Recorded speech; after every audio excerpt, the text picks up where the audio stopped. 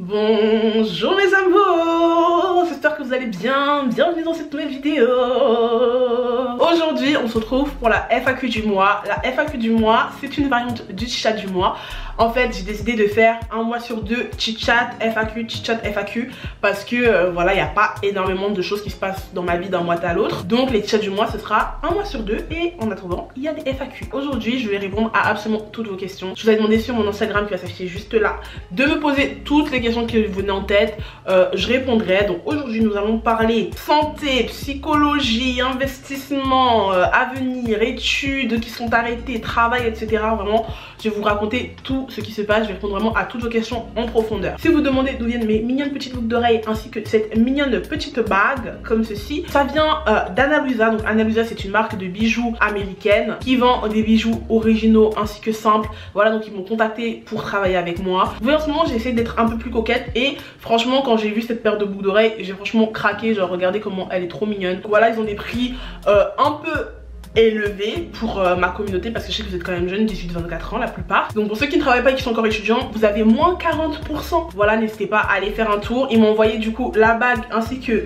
ces boucles d'oreilles, mais j'ai également pris un collier ainsi qu'une parure. Donc un collier avec des boucles d'oreilles que j'ai trouvé, vous savez que j'aime les bijoux simples. Donc c'est un collier comme ça, voilà, avec un petit pendentif en diamant qui est venu du coup avec ces petites boucles d'oreilles. Je voulais absolument une parure de bijoux, donc c'est des petites boucles d'oreilles comme ça, donc avec des petits brillants, des petits, enfin c'est pas du diamant, c'est du faux diamant bien sûr, mais voilà, qui sont hyper cute. Et ce que j'aime particulièrement chez Anna Luisa, c'est que bon, ils sont quand même assez écologiques, c'est à dire que tous leurs bijoux viennent dans des petites pochettes comme ça. Donc ça c'est la pochette dans laquelle est venu le collier, ça c'est la pochette dans laquelle sont venues les boucles d'oreilles, et la bague du coup est arrivée dans une petite pochette comme ceci. Et ce qui est trop bien c'est que voilà, tout est tagué, franchement le branding est incroyable. Donc c'est tagué Anna Luisa un petit peu partout et ça vient du coup dans un petit carton comme ceci. Donc c'est pas un gros carton qui pollue pour rien. Le carton il est vraiment à la taille des bijoux. Et ce qui est cool c'est que à l'intérieur du carton il y a écrit thank you, il y a le nom de la marque, etc.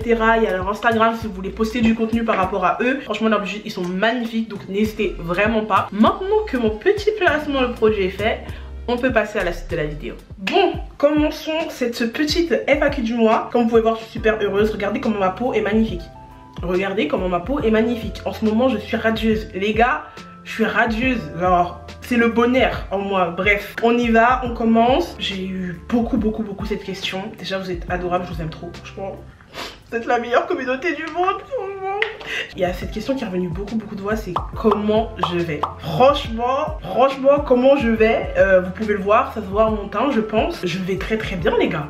Je vais même super bien et je suis heureuse, tout se passe quasiment comme je veux dans ma vie. Je suis en train d'avancer dans mes projets. Comme vous le savez, je ne vais plus en cours. Ceux qui sont en retard et qui reviennent sur ma chaîne avec cette vidéo, j'ai arrêté mes études. Je vous invite à aller regarder à gauche, à droite, je sais pas où je vais mettre le truc, mais je vous invite à aller regarder mes précédentes vidéos pour comprendre pourquoi j'ai arrêté mes études et tout. Et ouais, du coup, je suis contente. Je ne vais plus à l'école, comme vous le savez. Ça se passe hyper bien dans mon travail. Donc là, ça fait déjà 3 semaines. Enfin, je suis à la 4e semaine là exactement. Mais ça fait déjà 3 semaines que j'ai commencé et pour l'instant ça se passe super bien. Donc pour l'instant je suis en formation encore parce que voilà, il y en a beaucoup qui m'ont demandé comment ça se fait que je suis dans les métiers d'assurance alors que j'ai pas d'expérience, j'ai pas de diplôme et tout. Donc faut savoir que j'ai été embauchée par un prestataire de la Société Générale, mais je travaille pour la Société Générale, enfin mon client c'est la Société Générale mais je travaille chez le prestataire en gros. Et on nous forme pendant 2 mois, donc on a une formation de 2 mois hyper chargée, bien costaude. Voilà, des 9h-17h où t'enchaînes, t'apprends, tu manipules etc. pour maîtriser les logiciels, pour maîtriser les formules, parce que moi je fais assurance automobile et assurance habitation ainsi que bon les produits annexes, donc protection juridique, blablabla. Bref, si je commence à parler de travail là on va pas s'en sortir. Mais oui, du coup on est formé pendant 2 mois, donc la formation est payée par l'entreprise et cette formation donne lieu à un diplôme à la fin. Donc à la fin, la Société Générale va me donner un diplôme comme quoi je suis bien habilitée à traiter des produits d'assurance etc. Et c'est un diplôme qui vaut un bac+2, donc je pourrais travailler dans n'importe quelle assurance par la suite. Et en fait moi qui ai arrêté mes études, qui pensais être sans diplôme, bah me voilà qui finit avec un bac+2 au final. Donc écoute, Dieu est grand, Dieu m'aime. Donc ouais, en vrai tout se passe très bien, je vais super bien, je suis hyper heureuse. Je suis contente de me réveiller tous les matins. Enfin là je mens un petit peu, parce que il y a des matins c'est plus dur que d'autres, on va pas se mentir. Mais j'ai plus cette boule au ventre le matin ou le soir quand je rentre à la maison, de me dire que oui, j'ai pas envie d'aller en cours demain ou des trucs comme ça. Genre limite, quand je rentre le soir, je suis heureuse d'apprendre mes leçons entre guillemets d'assurance. Et en plus du coup, vu que je suis en CDI, là je suis en train de construire mon projet immobilier. Parce que comme je vous l'ai dit, prochaine étape, être propriétaire. Donc là je suis en train de construire tout ça. Je suis en train de constituer mon apport. Je veux m'acheter un petit appartement parce que je suis fatiguée d'être locataire. Et je commence le permis très bientôt. Il serait temps que tu conduises ma belle. Donc très bientôt je commence le permis. Donc bref, je vais bien. Là je suis en train de m'éparpiller sur des sujets, sur des questions qui vont arriver par la suite. Mais je vais bien.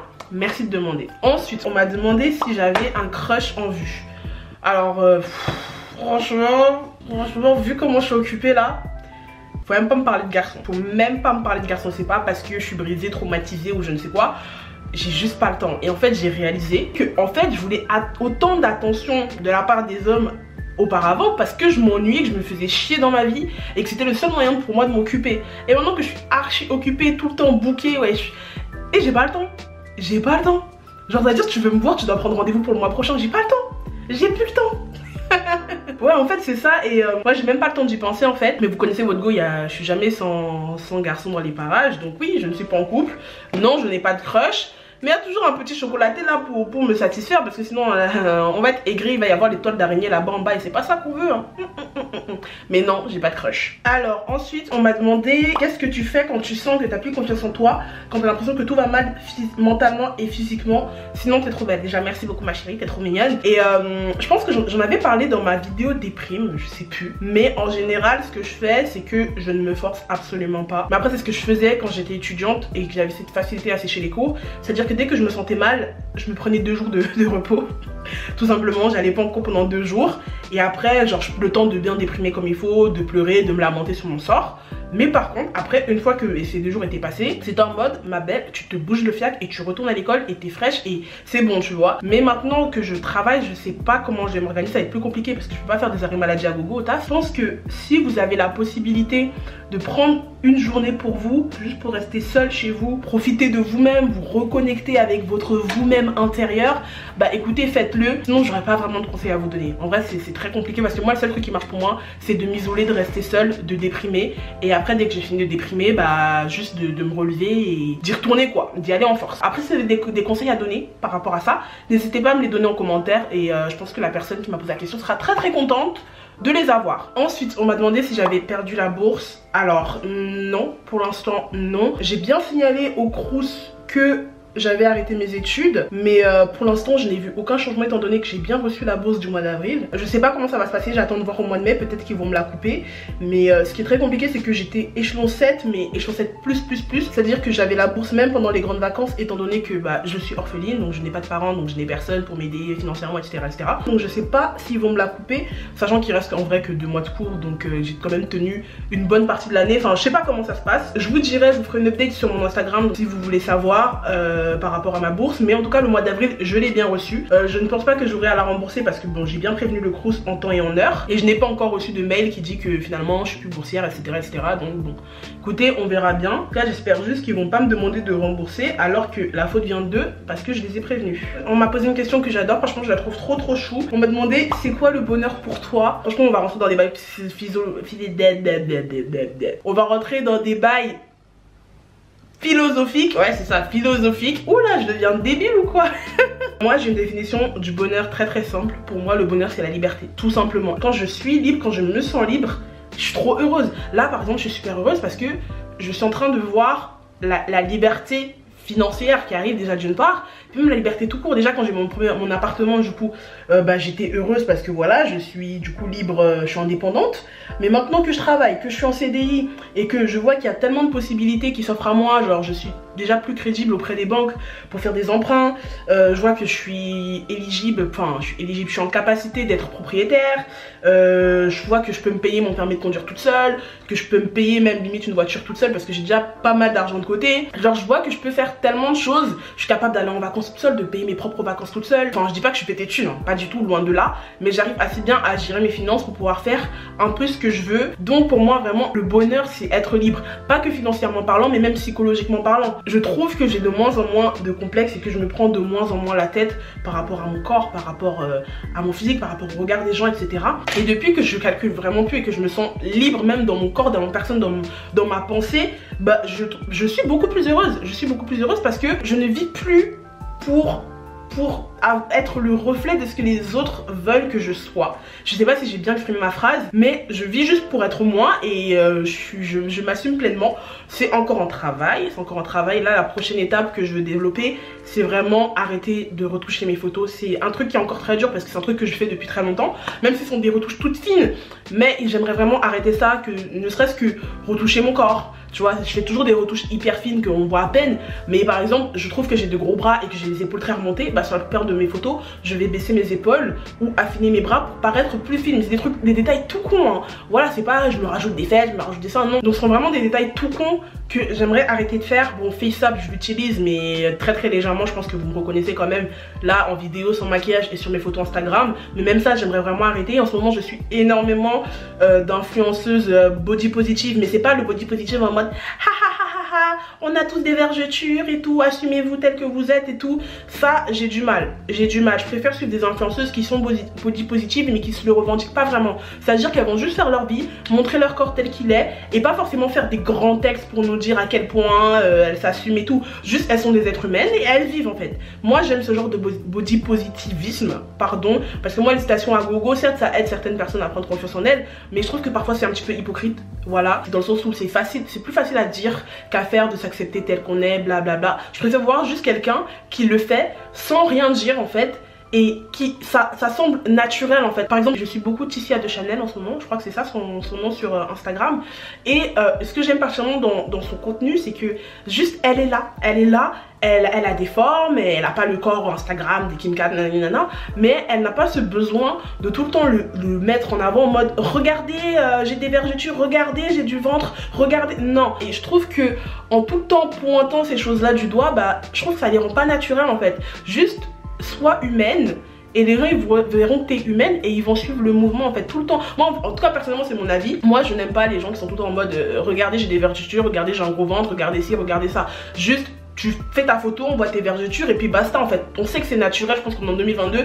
Certes il y a encore beaucoup de gogoles qui sont pas au courant que c'est naturel, mais voilà, je trouve que ça aide plus juste de voir quelqu'un qui le fait pour qui ça n'a pas d'importance. Donc voilà, donc j'aimerais vraiment aller dans cette transition là. Donc pour l'instant c'est encore compliqué pour moi parce que voilà, les complexes c'est pas quelque chose qui part en 2-3 mouvements. C'est juste en fait, c'est sur Instagram, c'est l'esthétique, il faut que sur Instagram tout soit nickel. Alors qu'en réalité en vrai sur ma chaîne YouTube, je vous montre mon ventre, je vous montre mes bourrelets, je vous montre même si j'ai pas tellement de vergetures, mais voilà, je me montre tel quel. Mais je sais pas, dès que j'arrive sur Instagram, il y a toutes ces injonctions qui font que je me sens obligée d'être nickel sur mes photos, irréprochables. Mais bon, là bientôt c'est fini. C'est même plus je répondais à quelle question à la base. Vous voyez, je vous ai dit que j'allais partir dans un délire philosophique. Donc ouais, la question c'était quoi le bonheur pour moi. Et ben voilà, j'ai fini. Le bonheur c'est la liberté psychologique, financière. Et voilà. Ensuite, ma question c'est comment tu gères ton CDI et YouTube parce que j'aimerais bien me lancer. Alors, comment je gère les deux? Pour l'instant, bon, comme je vous ai dit, j'ai commencé qu'il y a 3 semaines. Je vais vous raconter pour ceux qui me suivent pas sur Instagram. Je suis quelqu'un qui... Oh, j'en ai mis trop. Je suis quelqu'un qui aime faire les choses bien, qui veut tout faire et qui veut tout faire trop vite. Et en ce moment, j'essaie de gérer mon côté trop impatient, trop pressé, qui veut tout faire rapidement. Et quand j'ai commencé à travailler, je pensais que j'étais capable de pouvoir faire 2 vidéos par semaine, que voilà, que j'allais pouvoir gérer easy en mode... je travaille la journée, le soir je filme, je monte pour le mercredi, le jeudi soir je filme, le vendredi je monte pour le dimanche et tout.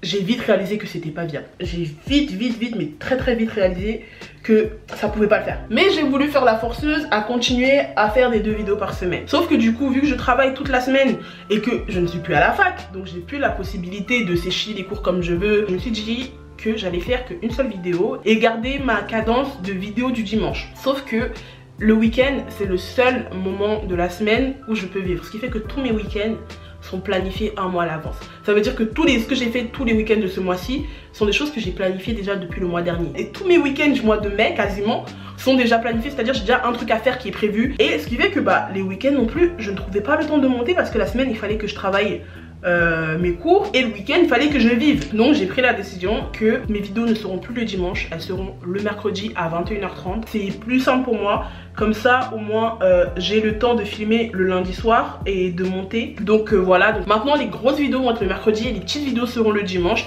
si j'arrive à faire 2 vidéos par semaine. Mais sachez que ça va être une vidéo par semaine au minimum comme d'habitude, on reste sur cette cadence là. Mais ce sera le mercredi, il faut pas que je m'escompte la santé. Hier par exemple on était dimanche, j'ai passé le week-end à faire la fête, à m'amuser etc etc. Et je suis rentrée dimanche matin chez moi, je me suis dit ok, je vais filmer la vidéo, je vais la monter pour qu'elle sorte dimanche soir. Et mon corps m'a lâché, mais mon corps n'arrivait pas à suivre. C'est là je me suis dit ok ma belle, ralentis. Ralentis, tu veux tout faire mais tu peux pas tout faire en même temps. Mais en tout cas c'est beaucoup d'organisation. J'irai crescendo, quand je pourrais faire plus je ferai plus. Mais je vais pas mourir. Je veux pas mourir, le but c'est pas que vous me tuez. Ensuite on m'a demandé, il y a quelques temps tu avais parlé de ta volonté de te rapprocher de Dieu, c'est toujours le cas? Si tu t'es rapproché de Dieu, tu remarques un changement dans ta vie? Point d'interrogation. Pour répondre à ta question, effectivement il y a un changement, je trouve il y a un changement forcément dans ma vie depuis que j'ai ouvert mon cœur à Dieu. Mais ce qui est très compliqué pour moi, c'est que comme je sais pas où me statuer niveau religion, voilà, je sais pas si tous ces changements dans ma vie et tout ce bonheur sont dus au fait que j'ai ouvert mon cœur à Dieu et que je ne suis plus fermée. Parce que, enfin, en réalité, je ne prie même pas à côté. Je ne prie pas, je remercie le Seigneur plus souvent que d'habitude parce que voilà. Enfin, je sais pas, c'est très compliqué parce que comme j'ai pas de religion, je sais pas si ce que je reçois du ciel, on va dire, c'est parce que j'ai prié ou c'est parce que j'ai fait de bonnes actions, etc. etc. Donc c'est très compliqué, mais oui, effectivement, depuis que j'ai ouvert mon cœur, il y a plein de bonnes choses qui me sont arrivées et je me trouve même beaucoup plus apaisée. Maintenant, est-ce que c'est parce que je me suis rapprochée de Dieu? Je ne sais pas. Enfin, je vous jure que moi avec la religion c'est très compliqué parce que d'un autre côté je suis quelqu'un de très logique et j'arrive pas à me dire que tout forcément c'est grâce à Dieu parce que il y a du travail derrière. Je me bats, je suis une battante, je me bats pour avoir ce que je veux. Donc je peux pas tout dire que par la grâce de Dieu et tout, nanana. Cette question elle est hyper hardcore à répondre, franchement. Parce que pour l'instant, franchement, niveau religion, je suis encore vraiment perdue. Ensuite, on m'a demandé, qu'attends-tu de la vie? Quel est ton but? Être riche avant tout ou construire une famille, avoir un mari? Alors, un peu des deux. Un peu des deux.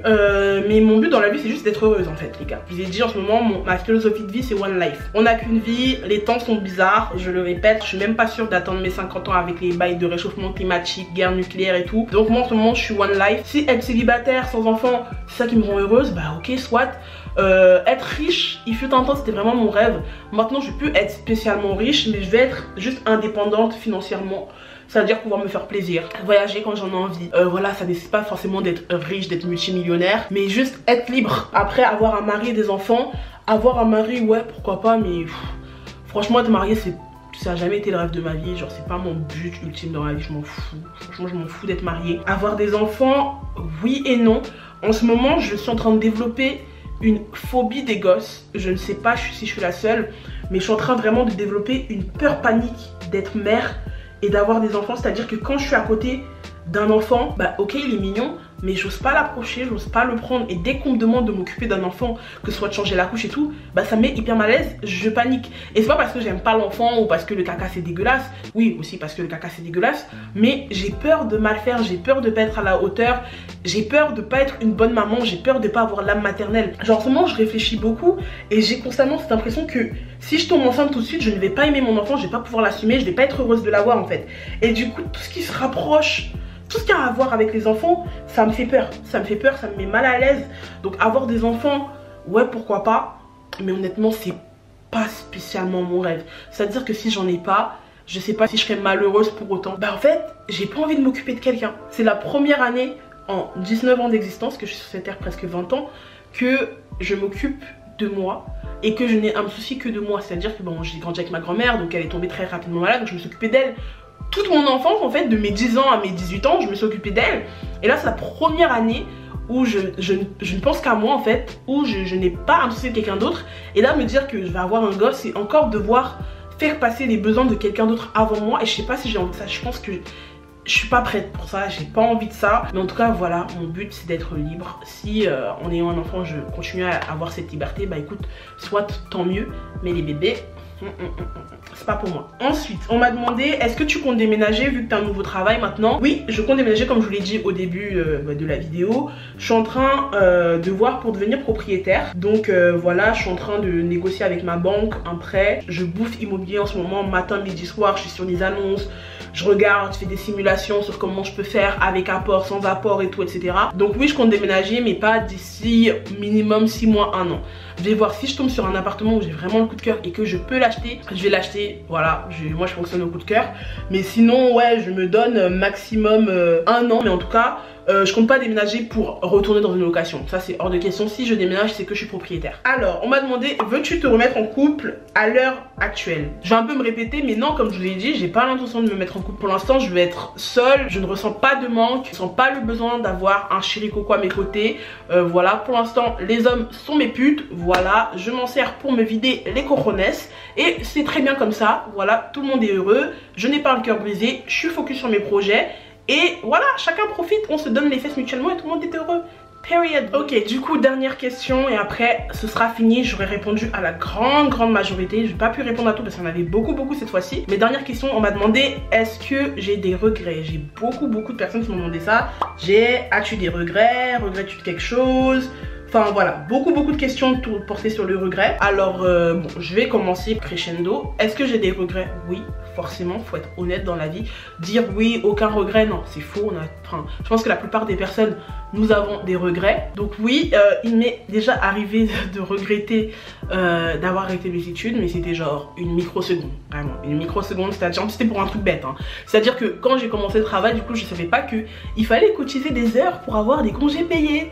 Et oui, et du coup j'avais le seum de pas pouvoir partir en vacances cet été. Donc je me suis dit oh putain, je regrette si j'avais pas arrêté mes études, j'aurais pu aller en vacances, blablabla. Mais c'est un regret tout stupide en fait. Mais non, je ne regrette absolument pas, mais absolument pas d'avoir arrêté mes études. Je regrette d'avoir laissé trop de chance à trop d'hommes, d'avoir été trop accessible en fait envers certaines personnes. Voilà, il y avait vraiment des personnes qui sont passées dans ma vie qui étaient inutiles, qui n'étaient pas nécessaires. Après bon, ça forge, on va pas se mentir, donc tant mieux, c'est une expérience. Mais je trouve qu'il y en avait beaucoup qui étaient trop similaires et que voilà, j'aurais très bien pu me passer d'eux dans ma vie en fait. Donc oui, forcément j'ai des regrets, mais en même temps j'en ai pas tellement. Enfin c'est bizarre, je regrette mais je regrette pas. C'était pas nécessaire, mais en soi c'est un mal pour un bien. Voilà, on va dire ça comme ça. Bon, c'est la fin de cette vidéo mes amours, j'espère qu'elle vous aura plu. Je suis vraiment trop contente d'avoir pu parler avec vous, discuter, à répondre à toutes vos questions. Voilà, ça me fait vraiment plaisir de voir que vous êtes autant investi dans ce que je fais et de voir que vous avez un réel intérêt pour ma personne, donc vraiment ça me touche. Et n'oubliez pas que vous avez moins 40% sur le site d'Anna Luisa pour tous les bijoux. Donc voilà, si vous voulez ces petites boucles d'oreilles ou cette petite bague toute mignonne ou les bijoux que je vous ai montré en début de vidéo, n'hésitez pas à aller faire un petit coup d'œil. Voilà, mon lien se trouve juste en bas d'infos. En tout cas, je vous fais de gros bisous et on se dit à mercredi prochain du coup pour une prochaine vidéo. Bisous mes amours. Mouah.